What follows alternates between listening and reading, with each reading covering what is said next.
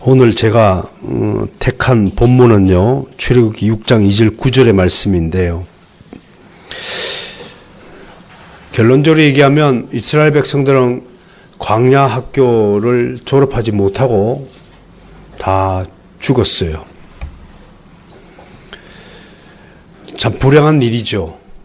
하나님은 우리 모두를 위해서 광야 학교를 만들어 두시고 그곳에 입학해서 일정 기간 동안 공부를 하고 졸업하기를 원하셨습니다. 그럼에도 불구하고 오늘 본문에 보니까요, 결론적으로 마지막 9절에 그들이 마음의 상함과 가혹한 노역으로 말미암아 모세의 말을 듣지 아니하였더라. 결국은 하나님의 씨름은 어쩌면 실패한 것으로 보여집니다. 그렇게 언약을 생각하면서 기억하면서 이스라엘을 사랑하고 이스라엘의 끝없는 배신과 반역과 불순종에도 불구하고 하나님은 길이 참으시면서 나는 애굽 사람의 무거운 짐 밑에서 너희를 빼는 너희의 하나님 여호와인 줄을 제발 좀 알아달라고 간곡히 부탁을 했지만 불효자식들은 늘 부모의 말을 거역하고 딴 길로 새고 말았다라고 하는 것이 오늘 본문에 적시된 하나님의 아픈 일기장입니다. 여러분, 말 듣지 않는 자식을 바라보는 부모의 마음, 불순종하는 교인들을 바라보는 목회자의 마음, 하나님의 뜻을 거역하고 살아가는 수많은 패역한 사람들을 쳐다보는 하나님의 마음이 어떨까요? 그나마 정도에는 비록 차이가 있을지 모르지만 그 마음의 아픈 만큼은 동일할 것이라고 생각을 합니다. 우리가 인생을 살면서 얼마나 내 멋대로 살고자 하는 시도를 수없이 하고 있는지요. 지금도 이 자리에 앉아서 얼른 이 자리에서 일어서서 밖으로 나가고 싶은 그 충동질의 마음이 사탄으로부터 끝없이 공급되어지고 있다는 사실을 생각하면 우리가 얼마나 악마의 자식인가를 다시 한번 생각해야 될 것입니다. 우리를 붙잡고 있는 자가 성령 하나님, 위대한 사랑의 하나님이 아니라 우리 속에는 또 다른 주인이 살아있어서 늘 우리를 거꾸로 뜨리려고 말합니다. 아마 이 눈에 보이지 않지만 지금 악한 귀신들이 이 거룩한 예배를 방해하기 위해서 계속 흔들어대고 있다는 사실을 한번 상상해 보십시오. 영화를 한번 만들어 볼까요? 눈에 보이는 악한 귀신들이 흔들어대고 있습니다. 어떤 녀석은 졸게 만들고, 어떤 녀석은 잡념에 빠지게 만들고, 어떤 녀석은 빼딱한 자세를 가지고 말씀을 듣게 하고, 어떤 녀석은 지금 머릿속이 저기 어디 들판에 나가 있고, 어떤 녀석은 벌써 다른 생각에 집념에 빠져 있게 하고. 그러나 저는 성령께서 이기리라고 믿습니다. 성령께서 결국은 내 무릎을 꿇어 앉아서 하나님의 자리 앞으로 나오게 만드시리라고 믿습니다. 오늘 본문의 말씀, 모세의 말을 듣지 아니했다라는 결론을 제시하면서 적어도 우리는 이런 하나님의 말씀을 기록한 목적이 뭐냐? 너희만이라도 제발 내 말을 좀 듣고 살기를 바란다라는 하나님의 간곡한 호소가 이 구절에 담겨 있다고 제 스스로 판단하여서 광야시대 전체를 대표하는 그런 본문 말씀으로 한번 택하여 보았습니다. 물론 다음 주부터는 출애굽기부터 또 순서대로 설교를 할 것입니다만 오늘 광야시대를 여는 서문에 있어서 이러한 본문의 말씀을 우리가 기억하면서 광야시대 때 그 광야에 쓰러져 죽어가는 백성을 바라보는 하나님의 그 아픈 마음을 기억하시면서 이 시대의 이야기를, 메시지를 잘 들어주시기를 바랍니다. 하나님은 인간을 창조하신 이후 줄곧 인간의 역사와 함께 하셨습니다. 그러나 인간의 역사는 늘 하나님을 대적하고 불의한 일을 행하는 것이었습니다. 나만 바라봐 좀 안 되겠니? 그런데 우리 눈은 자꾸 다른 곳을 쳐다보게 되는 겁니다. 여러분, 저는 하나님이 우리 인간의 눈을 한 개가 아닌 두 개로 만들어준 것을 한탄합니다. 한 개만 만들어줬으면 하나님만 쳐다볼 텐데 두 개를 만들어서 쌍방향 인간이 되는 겁니다. 여기도 쳐다봐야 되고 여기도 쳐다봐야 되고. 한 개만 만들었으면 어땠을까요? 십자가만 바라보고 오늘 설교 시간에도 저만 바라볼 거 아닙니까? 땅을 쳐다봤다, 옆으로 봤다, 하늘을 쳐다봤다, 밑을 쳐다봤다가 온갖 눈알이 왔다 갔다 돌아가는 겁니다. 여러분, 한 곳에 집중하지 않은데 어떻게 그 사람을 정확하게 보입니까? 여러분, 사랑은 그 사람을 정면으로 응시하는 것을 사랑하는 것입니다. 사랑하는 사람은 끝없이 뚫어지라 쳐다보게끔 되어 있습니다. 여러분들이 하나님을 뚫어지게 쳐다보지 않는 것은 절대적으로 하나님을 사랑하지 않는다는 결정적인 증거입니다. 여러분들이 교회를 사랑하지 않으면 이곳에 올 필요가 없지요. 여기는 주님을 사랑하고 하나님을 사랑하고 성령님을 사랑하고 교회를 사랑하고 누구보다도 우리 교회의 가족을 사랑하는 사람들이 모여 여기에 앉아 있는 것입니다. 그럼에도 타락한 인간은 늘 하나님을 대적하고 불의한 일을 행하는 것이었습니다. 하나님은 그 가운데 자신의 사랑하는 사람들을 택하시고 사랑하는 사람을 택하시고 수많은 악인들 천지입니다. 그 중에서 당신이 사랑하시고도 하는 사람을 택하셔서 우리와 같은 이런 공동체를 만들어 주신 것입니다. 이제 우리를 하나의 공동체로 만들어서 영원히 이 공동체와 하나님은 함께 하시고 싶은 것이었습니다. 그리고 이 공동체를 위해서 하나님은 당신께서 할 수 있는 모든 것을 다 하셨습니다. 그리고 지금도 하고 계십니다. 이 공동체의 죄악을 깨끗하게 해소하고 사탄의 얽매였던 우리의 모든 신분들을, 우리의 모든 위치들을 다 자유롭게 만들게 주기 위해서 하나님께서 몸소 죄값을 치러 주셨습니다. 죄값을 치러서 우리가 해방되었습니다. 우리는 그래서 해방된 공동체입니다. 우리는 더 이상 사탄의 무리에 속한 사람들이 아닙니다. 이렇게 하나님과 함께 하는 공동체를 우리는 다른 말로 사랑의 공동체라고 부르는 것입니다. 이 공동체는 지상에 세워진 가장 아름답고 순결하며 의로운 공동체여야 합니다. 누가요? 우리가요. 우리가 우리 스스로를 서로도 사랑해야 됩니다. 그 누구보다도 바르선 개혁교회 성도들은 바르선 개혁교회 성도들을, 교회를 사랑해야 합니다. 그리고 사랑하는 만큼 내가 먼저 거룩해야 합니다. 내가 먼저 순결해야 합니다. 나는 똑바르지 않으면서 너는 똑바로 살라고 할 수 없습니다. 요즘엔 내로남불이라는 말이 유행처럼 번지더군요. 내가 하면 로맨스에 남이 하면 불륜이라고요. 어떤 잘못을 고칠 때는 반드시 그 고치는 사람이 동일한 잣대를 가지고 자기에게도 잣대를 들이대야 하는 것입니다. 내가 하면 괜찮고 네가 하면 다 불법이라고 생각한다면 그거는 공정한 판단이나 재판이 될 수가 없지 않겠습니까? 하나님은 바로 이 가장 아름다운 공동체를 만드시고자 우주 만물과 인간을 창조하신 것입니다.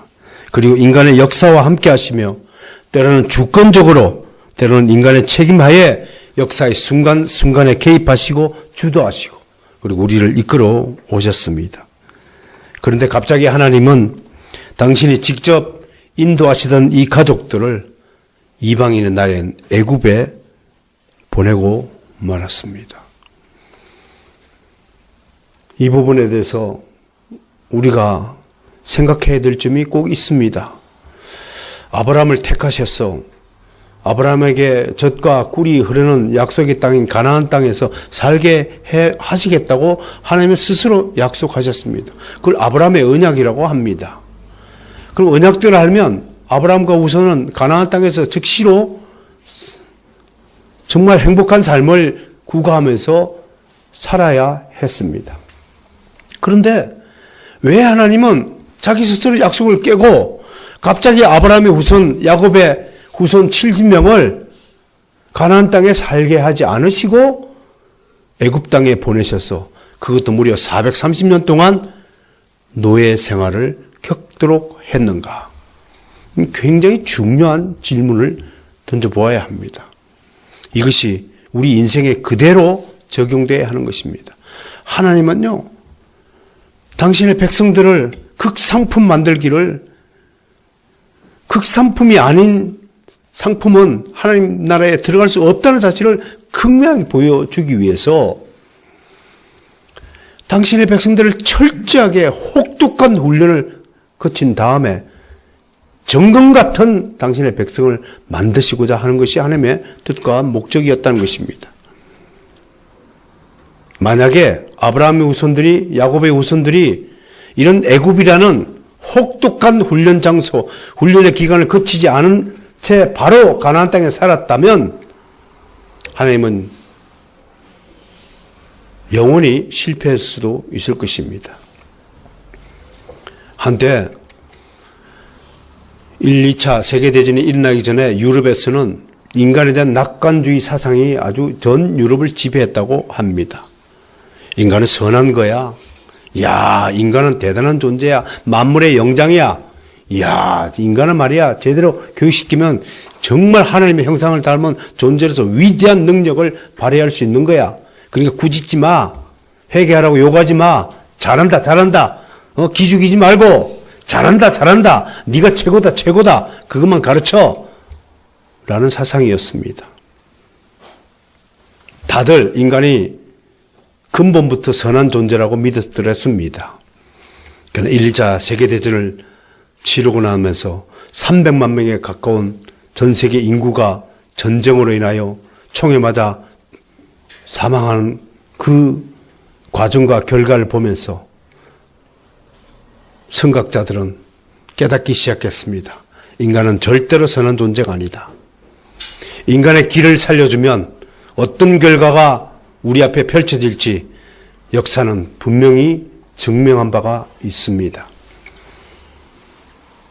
여러분, 인간이 얼마나 무서운 존재인지 깨달으셔야 됩니다.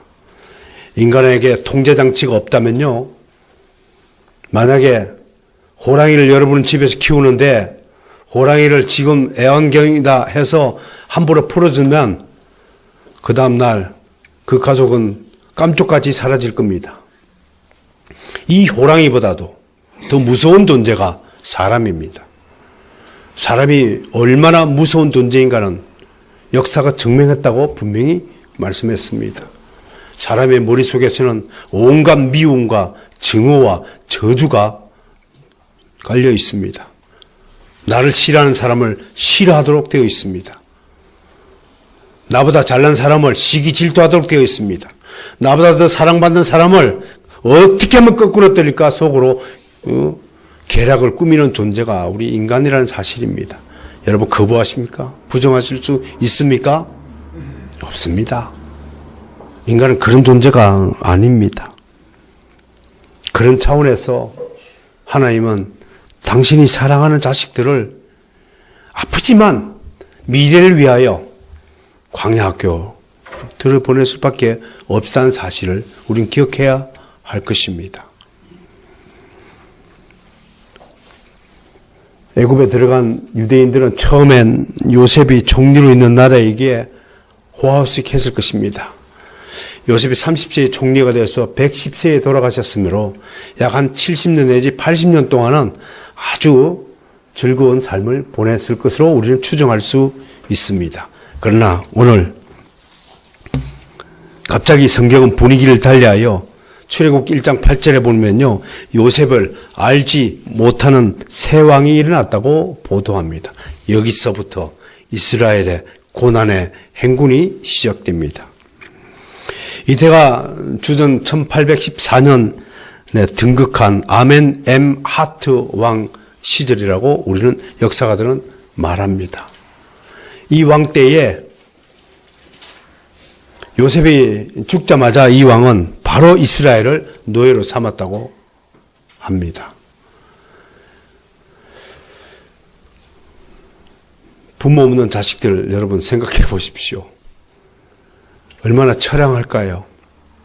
그런 가정들을 제가 몇 가정 알고 있어드렸습니다. 부모가 없다는 것, 보호막이 없다는 것, 나를 양육해줄 책임자가 없다는 것, 그만큼 불행한 것은 없을 것입니다. 요셉이 죽자마자 요셉은 이스라엘 민족의 애굽에서 있을 만큼은 적어도 요셉은 이스라엘 민족에게 하나의 보호장치였을 것입니다. 그것이 사라지니까 갑자기 신세가 곤두박질 친 것입니다. 왕은 애굽인보다 이스라엘 민족의 수가 더 많음을 걱정했지요. 이대로 두다가는 이스라엘이 애굽을 쳐서 넘어뜨리지 않을까 지레 겁을 먹었습니다. 그래서 내놓은 대책이 11절에 기록한 대로 이스라엘에 하여금 국고성 비돔과 라암셋을 건축하도록 명령한 것입니다. 우리는 성경의 이 기록만 가지고는 이 두 성을 건축하는 일이 얼마나 큰 규모인지를 가늠할 수 없습니다. 조금 역사적 차이가 여기서 있어서 실제 출애굽 연도를 측정하고 계산하는데 많은 차이가 있습니다.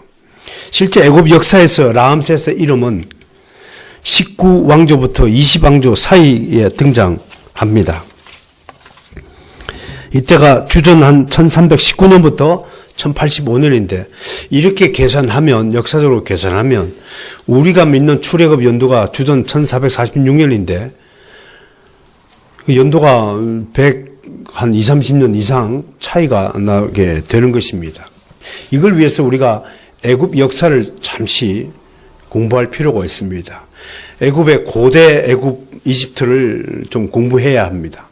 고대 이집트는 구왕국이 있고 중왕국이 있고 신왕국이 시대가 있습니다. 이 세 시기로 나누는 것입니다. 구왕국은 주전 2600년에서 2100년 사이, 2000년 사이 구왕국이라 합니다.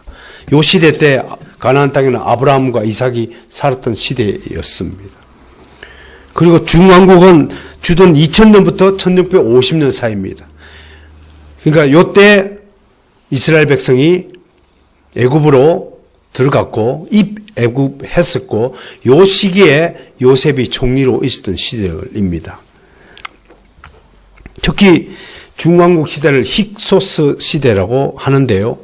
여러분들 역사 교회사 공부하신 분들은 힉소스라는 이름을 들어보았을 것입니다. 지금으로 치면 나일강 동부 지역에 있는 델타 지역이라 합니다. 이 힉소스라는 것은 이방인들의 정권이라는 뜻입니다. 즉 고대 이집트가 갑자기 중왕국 시절에 들어와가지고 다른 민족이 쳐들어와서 이집트를 점령했다고 하는 뜻이 됩니다. 유대인 역사가 요세푸스는 힉소스라는 뜻을 양치기 왕이라고 해석을 합니다. 그래서 이러한 점을 근거로 힉소스 정권은 유대민족이 세운 정권이다라고 이야기합니다. 또 이집트인들이 유대인들을 히브리인들이라고 부르기 시작한 것도 이때부터입니다. 히브리어는 강을 건너오다 이런 뜻입니다. 나일강을 건너온 백성들에서 히브리 민족이라고 유대인들을 부르기 시작했는데 여기서 유대인들이 사용하는 언어를 히브리어라고 부르게 된 근원이 이 정권 때문에 있다는 사실을 상식 좀 알았으면 좋겠습니다. 문제는 주전 1650년부터 1085년까지 있었던 신왕국 시대입니다. 이때 가장 유명한 왕이 투트모스 1세입니다. 옛날에 우리 용산에서 전시회 가면 열렸더군요. 고대 이집트의 유적 전시회가 열렸는데요.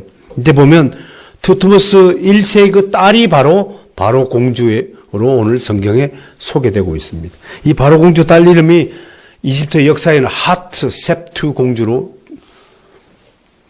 기록이 되고 있습니다. 이 하트셉트 공주가 전에도 한번 소개했지만 굉장히 강인한 여자입니다. 나중에 다른 남자가 결혼을 하여서 투트모스 3세를 낳아요. 그 투트모스 3세하고 모세는 이복 형제간이 되는 겁니다. 그 투트모스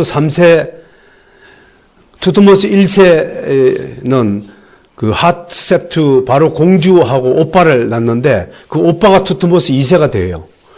그 투트모스 2세가 되는데 바로 공주는 다른 남자 장군과 결혼하여 그 사이에 난 아들이 투트모스 3세예요. 그럼 적통 계통이 아니죠. 근데 1설에는 투트모스 2세를 이 바로 공주가 정권을 잡기 위해서 독살했다고 하는 이야기도 전해집니다.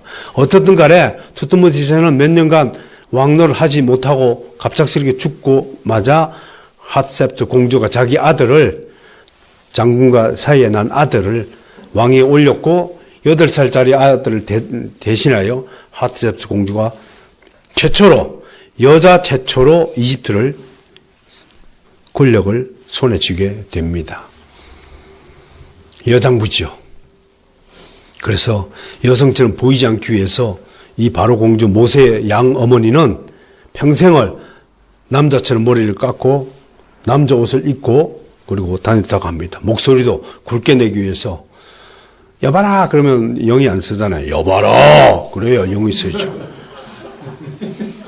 그래서 그렇게 꾸몄다고 하는 것입니다. 아무튼 이런 배경을 가지고 오늘 애굽의 역사가 진행되고 있다고 하는 것입니다.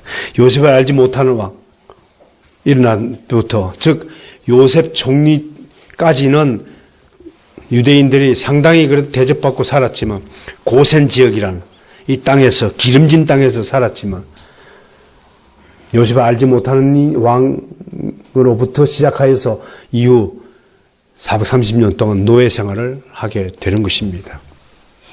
뭘 하며 지냈느냐? 바로 고센 땅의 그 넓은 지역에 국고성 2개를 지었습니다. 국고성이라는 건 무슨 뜻인가요?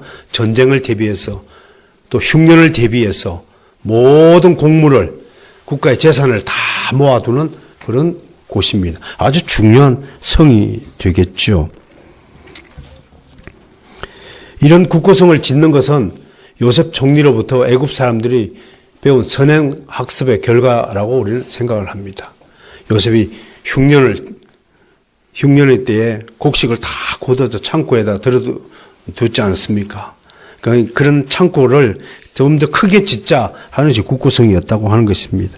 규모가 나타났는데요. 규모를 좀 소개할까요?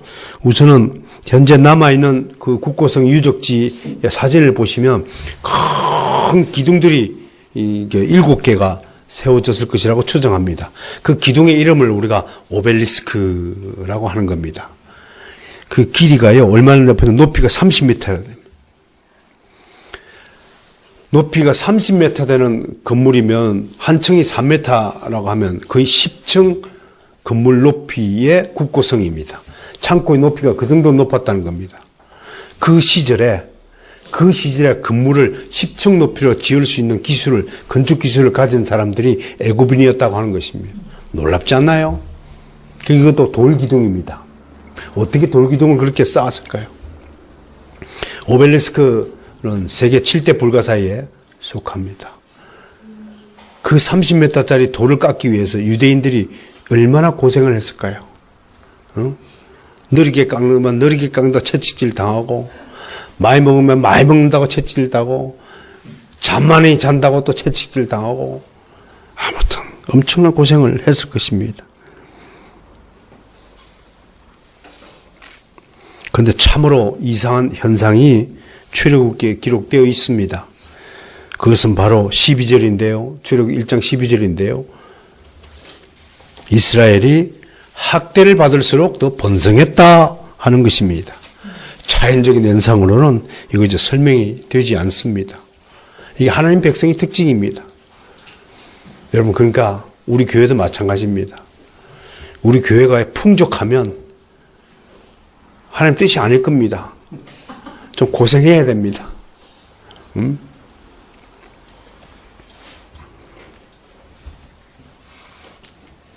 우리나라 흥분의 이야기 있잖아요. 잘 사는 놀부네는 자식 수가 몇 개 안 되는데 왜 가난할수록 자식 수가 많습니까? 우리 민족도 하나님의 특별한 은혜를 받은 민족이다 라는 것을 흥분의 이야기를 통해서도 우리가 간접적으로 유추할 수 있다고 생각해 봅니다. 모세는 바로 이러한 예속과 억압의 때에 태어났습니다. 모세가 태어날 땐 히브리 남자 아기들 다 죽이라는 왕의 명령에 내려졌던 때였습니다. 그럼에도 그는 하나님의 보호하심으로 용케 살아남아서 애굽의 공주의 아들로 입양되어서 왕궁에서 지내게 됩니다. 공주의 아들로서 왕족이 된 모세의 일생은 처음 40년 동안 40세까지는 참 찬란했습니다. 용모도 준수했다고 성경은 기록하기 때문에 여자들에도 인기가 짱이었다고 합니다. 전쟁에서 승리하고 오면 막 창문에서 여자들이 손수건을 흔들면서 모세 대단히 인기가 있던 청년이었습니다. 재기가 넘쳤고요. 왕자이면서 전쟁에 직접 뛰어들어서 진두지휘하니까 여러분 영국 왕세자가 공군 비행기 한번 탔다고 온 영국 국민이 막 알라 난리를 피지 않습니까? 비행기 한번 탔다고. 그 비행기 한번 모는 게 뭐 대단한 일이라고. 모세도 그런 위치였습니다. 그러나 갑자기 모세의 일생에 큰 변화가 생겼습니다. 그것은 모세가 전혀 예기치 못했던 일들입니다. 그는 히브리인들을 괴롭히던 한 애굽인을 살해했습니다. 아마 근로 감독관인 것 같아요. 국고성 짓는데 막 채찍질 당하니까 그게 참 못마땅했던 뭔가 보죠. 그 모세의 마음속에는 늘 자기가 유대인이면서 자기가 왕족이 되었잖아요. 그러면 애굽 사람들도 모세에 대해서 바라보는 시각이 아마 2개 이상은 되었을 거예요. 우리 머릿속에 항상 그런 생각이 있죠. 사탄은 머릿속에 항상 우리를 고발할 때 이럴 겁니다. 아니, 하나님, 당신 친자식 아니잖아요. 얘네들 다 당신 양자잖아요. 근데 왜 친자식이라고 자꾸 그래요? 하는 의문이 계속 사탄의 머릿속에 남아있는 것입니다. 애굽의 왕족들, 친족들도 모세에 대해서 다 그렇게 생각했을 것입니다. 제 왕족입니다. 왜? 공주가 양아들로 삼았으니까 왕족입니다. 그 속에는 뭐라고요? 진짜 왕족은 아니야. 그 생각이 늘 있습니다. 그게 우리 그리스도의 신분입니다. 사탄은 그것을 가지고 마지막 때 우리를 분명히 고소할 것입니다. 친아들 아니잖아요. 그것이 인본주의요, 세속주의입니다. 하나님이 아들로 삼았으면 끝나는 겁니다. 우리의 그 양자된 신분은 영원히 변치 않습니다. 우리 오후 예배 웨스트민스터 양자 배우지 않습니까? 우리 하나님의 친자가 아닙니다. 우리 양자일 뿐입니다. 그래도 하나님은 조금 더 당신의 마음 변치 않고 우리를 아들로 삼아 주셨습니다. 여러분, 모세의 일생을 보면서 모세가 바로 공주에 입양되었다는 그 사실은 오늘날 우리 교회에 바로 양자 교리를 미리 예표적으로 보여주는 중요한 사건입니다. 그런 점에서 우리는 기독교의 교리가 어떻게 형성되어 왔는가 그 과정을 유추해 볼 수 있는 것입니다. 그래서 그 사실이 발각되자 모세는 급히 미디안 광야로 도망을 쳤습니다. 그는 하루아침에 신세가 급전직하했습니다. 그의 인생에 갑자기 광야 시대가 침입한 것입니다. 모세의 경우를 보면서 우리 인생에 이런 어떤 급작스러운 변고가 생기지 않도록 항상 여러분 근신하고 경건한 삶, 생활 태도, 자세를 잃어버리지 않기를 정말 주의 이름으로 축원합니다. 방심은요, 금물입니다. 마귀에게 틈을 주지 말라고 사도 바울은 그랬습니다.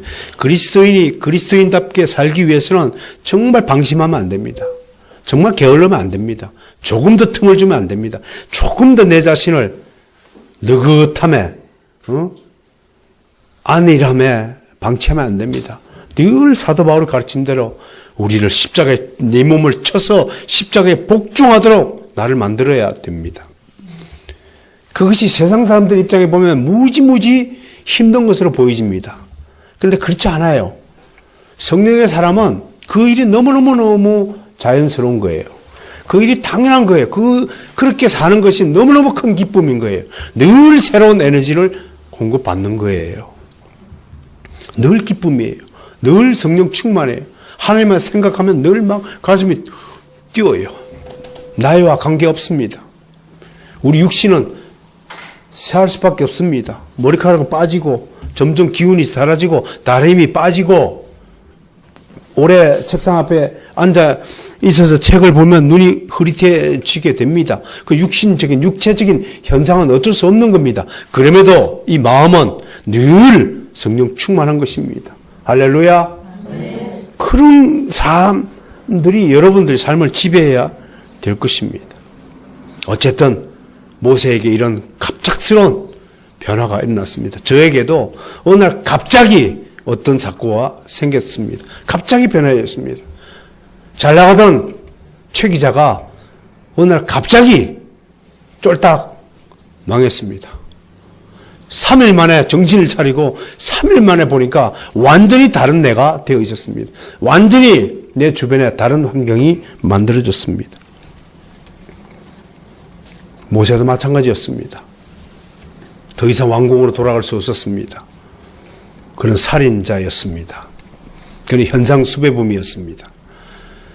자기 이복 형제 두트모스 3세가 20살쯤 되고 40살쯤 되자 이제 가장 강력한 정적인 모세를 제거해야 했습니다.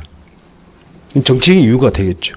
아무튼 왕궁을 떠난 모세는 이후 40년을 광야에서 지냈습니다. 물론 그곳에서도 모세는 이드로의 딸 시보라를 만나서 결혼을 하고 자식들도 낳고 가정을 꾸렸습니다. 애굽의 왕자였던 모세는 이제 평범한 미디안 사람이 되었습니다. 우리는 성경의 광야 시대를 이해하면서 이 두 가지 광야를 생각해야 됩니다. 개인적인 광야가 있습니다. 나중에 이스라엘 백성이 모세가 지냈던 그 광야에서 그대로 40년을 다시 광야 생활을 하게 된 걸 봅니다. 그렇다면 하나님은 모세를 하여금 먼저 광야 생활을 경험하게 하셨습니다. 그래서 우리는 앞선 자를 존경하고 뒤를 따라야 하는 것입니다. 광야 학교는 하나님의 목적을 이루기 위해서 하나님이 택하신 자를 혹독하게 훈련시키는 곳이다 라고 아까 소개한 바 있습니다. 광야 학교는 첫 번째 영성 수련장입니다. 영성은 믿음으로부터 출발하는 것입니다. 믿음이 아직 체계가 잡히지 않는 사람, 이런 사람이었다면 갑자기 찾아온 불행에 대해서 믿음이 없는 사람, 영성이 없는 사람은 먼저 신세 한탄부터 할 것입니다. 믿음이 없는 사람들의 특징이 뭡니까? 나한테 조금만 어떤 불리한 일이 발생해도 이 입에서 바로 불평이 나오는 겁니다. 에이,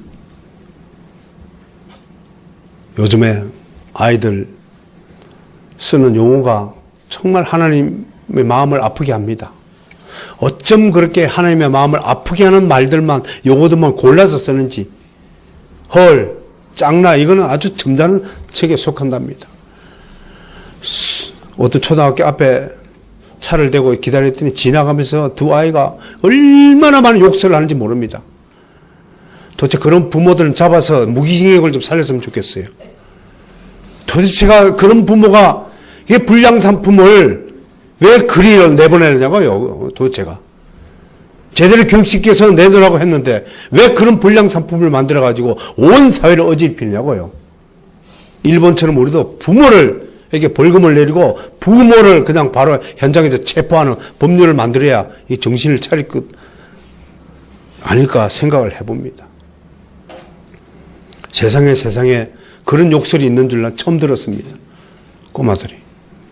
그게 얼마나 무서운 일인가를 그 아이들이 모르고 하지 않을까요? 그걸 바라보는 어른들이나 선생이나 엄마 아빠가 무엇하는 겁니까 도대체가?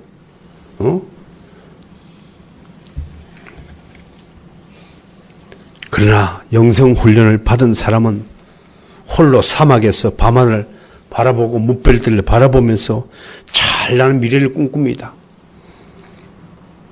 정신을 차려보니까 완전히 외딴섬에 저도 가 있더라고요. 제 주변에 있던 모든 사람들이 하나도 눈에 보이지 않더라고요. 여러분들이 불행에 빠져보십시오. 아무도 여러분들 도와주지 않습니다. 돈을 어떻게 빌린다고요? 갚을 수 있는 것으로 보여지는 사람에게만 돈을 빌려줍니다. 여러분 지나가는 거지한테 돈 빌려줄 자신 있습니까? 최다 목사에게는 100만 원을 빌려줘도 지나가는 거지한테는 100만 원 빌려주지 못할 겁니다. 왜? 갚을 능력이 없으니까요. 그래서 망한 사람에게는 아무도 파리도 들끓지 않습니다. 부잣집에나 파리가 있죠. 가난한 집에 파리도 없습니다. 그런 시련의 세월을 모세가 지금 겪게 되는 것입니다. 두 번째로 광야학교는 저는 세탁소라고 생각합니다. 묵은 때를 벗기는 곳입니다. 오래된 때는 쉽게 벗겨지지가 않지요. 인간의 힘과 능력으로는 이런 때를, 죄악에 찌든 때를 벗길 수 없습니다. 그래서 3살 버릇 여든 간다고 그랬습니다. 좋은 습관, 어릴 때부터 길러줘야 되는 것입니다. 어릴 때 왼손으로 젓가락질하는 사람은 커서도 왼손으로 젓가락질을 합니다.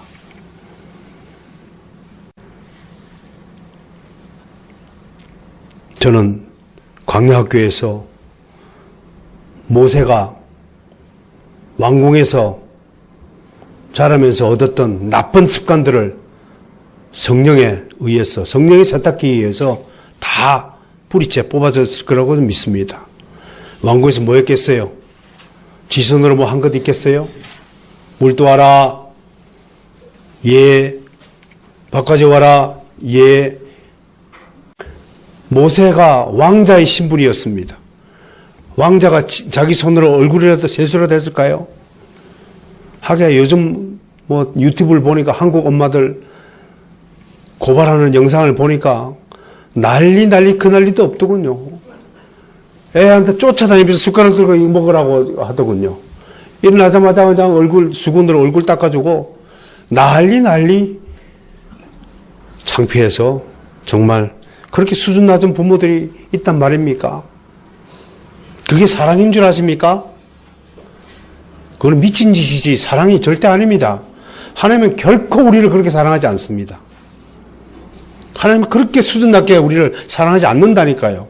자식이 해달라는 대로 다 해줘요? 그건 사랑 아닙니다. 그건 자식이 죽으라는 겁니다. 그건. 광야학교는 또 헬스장입니다. 쓸모없는 지방질을 제거하고 근육질의 육체를 만들어서 강력한 체력을 기르는 곳입니다. 몸집 크다고 힘을 쓰는 게 아닙니다. 노가다 가보실래요? 덩치 큰 녀석일수록 벽돌 3개 들고 올라갑니다. 남들은 벽돌 20개씩 들고 딱 어깨 메고 올라가는데 덩치는 3만을 그러면서 요즘 아이들이 바로 이런 덩치 큰 비만아입니다. 깡말라 보여도 근육질의 사람이 힘을 씁니다. 광야학교에서는 바로 이 근육질을 길러주는 곳입니다. 내공을 기르는 곳입니다. 어떤 시련과 핍박에도 불의한 환경에도 굴하지 않고 오직 나는 하나님만 섬기겠다고 결심하는 곳입니다. 나는 지금 전쟁 나면 과연 총 들고 싸울 수 있는 젊은이들이 몇 명이나 될지 정말 궁금합니다. 아마 다 도망갈 거예요. 다 도망갈 거예요. 얼마나 나약하게 키웠는지요. 우리 때는 그래도 데모를 해도 앞에 나서라. 우리 엄마는 뒤에 나서면 팍 뒤통수를 때렸어요. 비겁한 놈아 앞에 가서 외쳐라고 했는데, 요즘 부모들은 서로 지 새끼 그냥 끌어내리라고 바쁘니 이게 뭐가 잘못돼도 한참 잘못됐잖아요. 이러면 국가가 어떻게 운영이 돼요? 케네디 대통령의 외침이 들리지 않습니까? 국가가 너희를 위해서 무엇을 해주지 말고 당신이 국가를 위해서 무엇을 할지 생각하라. 마지막으로 광야학교는 용광로입니다. 쇠를 녹이는 것 같지만 실상은 쇠를 더욱 단단하게 하는 용광로의 법칙이 적용되는 것이 광야입니다. 모든 불순물들이 다 제거되는 곳입니다. 그리하여 우리는 광야에서 드디어 진짜 하나님을 만나게 됩니다. 하나님은 당신이 호텔에 있거나 궁궐에 있거나 호화 별장에 있거나 그럴 때는 당신을 외면하지만 당신을 홀로 영생을 수련할 때 찾아오셔서 당신을 만나 주십니다. 저도 그 외로운 시기에 하나님이 저를 찾아주셨습니다. 너는 내 사랑하는 아들이라, 내 기뻐하는 자라. 그 감동을 주시면서 그렇게 잘 나가고 그렇게 돈 많고 그렇게 좋은 차를 끌고 다닐 때는 한 번도 나를 불러주시지 않았던 하나님께서 눈물의 참의 기도와 함께 정말 내가 깊은 정말 못된 죄인이라는 사실을 깨닫고 고백할 때 하나님께서 드디어 내 마음을 움직여 주셨습니다. 모세도 광야생활 40년 동안 철저히 왕족의 신분을 버리고 광야의 사람이 되었습니다. 드디어 산꼭대기에 올라갔더니 떨기나무 불꽃으로 하나님이 모세를 찾아오셨습니다. 모든 사역자는 개인적으로 하나님을 만나본 사람들입니다. 여기서 하나님은 자신을 모세에게 나는 스스로 있는 자 곧 여호와로 소개했습니다. 이 이름은 구약 성경에서 약 6,800년이나 사용될 만큼 우리에게 매우 친근한 이름이 되어버렸습니다. 하나님은 광야학교를 졸업한 사람에게 당신의 사역을 맡기십니다. 인간도 마찬가지입니다. 고생의 눈물의 빵을 먹은 자만이 정말 귀한 생명의 떡을 먹을 자격이 있습니다. 자신의 손으로는 아무런 수고도 하지 않은 자에게 하나님의 생명의 면류관을 절대로 주시지 않습니다. 일하기 싫거든 먹지도 말라고 하나님은 꾸짖습니다. 우리가 어떤 사람이 되어야 할까요? 광야학교를 통과하지 않고 하나님의 일꾼이 된 사람이 없습니다. 만약 이런 과정을 거치지 않고 하나님의 일을 한다고 하는 사람이 있다면 그는 사이비일 가능성이 높습니다. 성경에 등장하는 많은 신앙의 위인들은 거의 광야학교 출신이라는 사실을 기억해야 됩니다. 그 중에 가장 혹독한 훈련을 받은 사람이 있다면 저는 모세일 것이라고 생각합니다. 40년 훈련받은 모세는 드디어 애굽에서 노예 생활을 하고 이스라엘 민족을 해방시키라는 명령을 하달받았습니다. 그러나 애굽의 통치자들은 이스라엘을 순순히 놓아주기를 거부했죠. 그러니까 하나님이 10가지 재앙을 내려가지고 바로 왕을 홍구멍을 내고 이스라엘 백성을 구출해 냈습니다. 그리고 일단 애굽을 벗어난 다음에 또 하나님은 우리의 기대와는 달리 바로 가나안으로 들어가게 할 줄 알았더니 아니야. 공짜는 없어.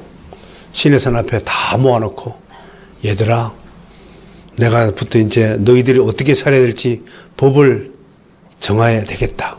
그것을 우리가 시내산 율법이라고 말하는 것입니다. 그 시내산 율법대로 사는 것이 얼마나 힘들었던지 이스라엘 백성은 광야 40년 동안 모세만 10번이나 반역하고 대적했습니다. 하나님은 이런 사람들에게 대해서 너희는 참 목이 곧은 백성이구나 라고 한탄하셨습니다. 이스라엘은 기대만큼 순종하는 백성이 아니었습니다. 일이 좀 잘 풀릴 때는 막 박수치고 기뻐하고 촉하다가 일이 안 풀릴 때는 바로 불평하고 불순종했습니다. 싱가포르 이광요 총리 이야기를 들었을 것입니다. 그가 정권을 잡자마자 붙인 작업이 오늘 요즘에 문재인 정권 적폐청산처럼 대청소 작업이었습니다. 싱가포르를 청소하는 일을 먼저 시작했습니다. 첫 번째 범죄자들 150명을 헬기에다가 실어가지고 태평양 바다에 빠뜨려 버렸습니다. 유명한 이야기입니다. 싱가포르에는 지금도 어른들에게 불평하고 대드는 사람은 즉시로 구금합니다.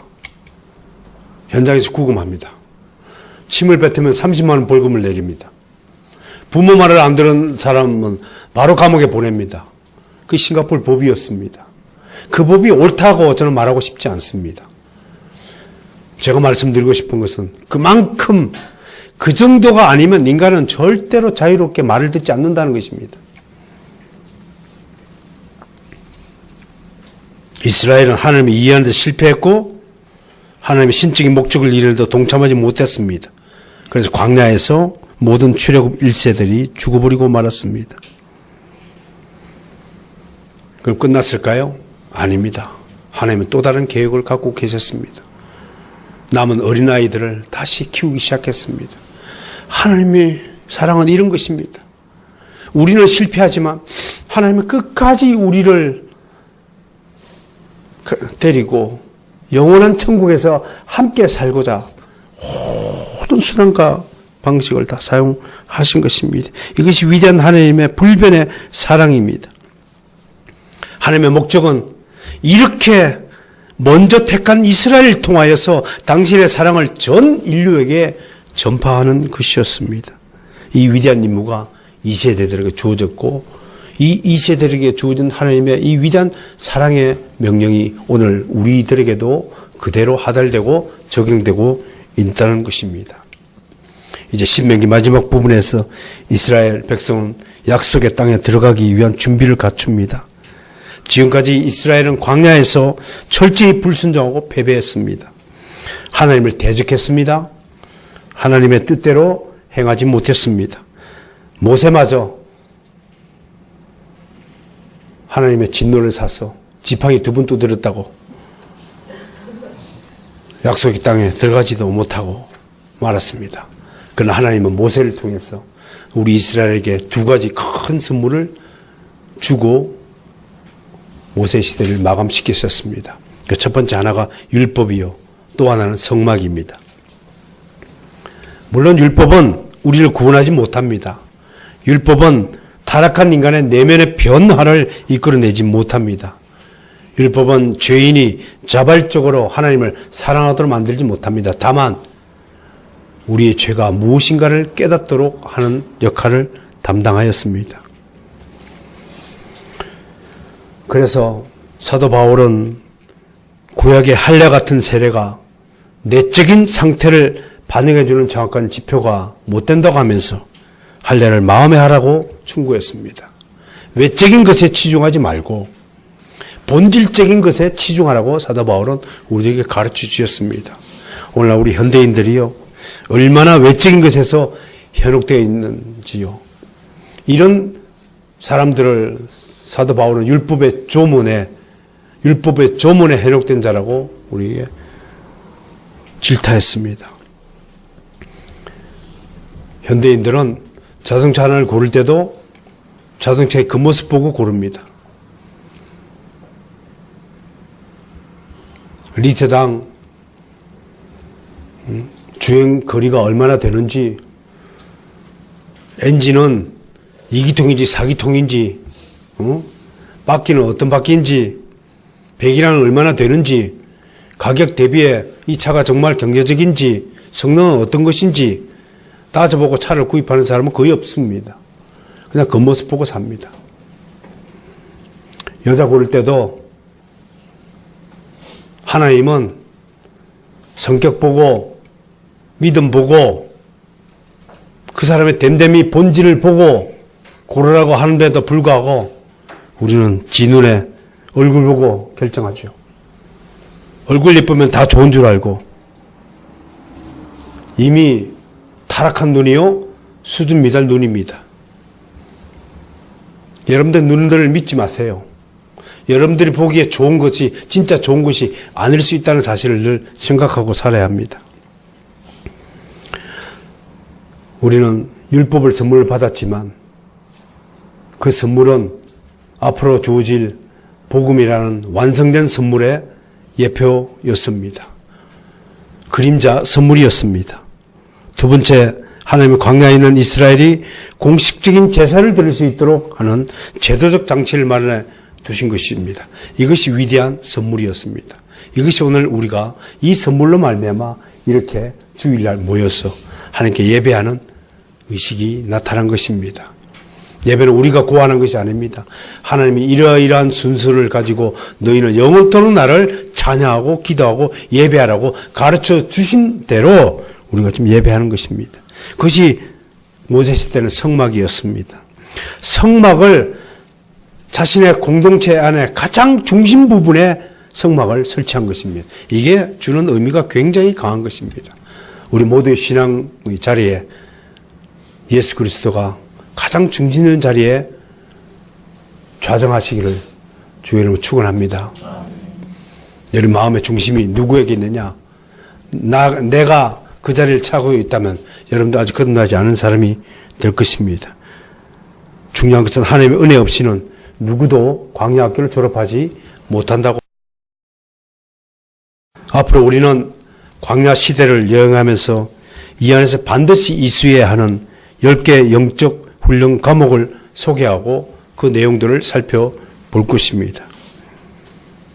그래야 해서 우리 안에 내재한 불만부터 불평불만의 인자들부터 전부 칼로 다 쳐내는 일이 이 설교를 통해서 다 일어나서 여러분들이 정말 진심으로 하나님을 찬양하고 모든 일에 범사에 감사하는 입술이 될 수 있는 그런 아름다운 축복이 나타나기를 소망합니다.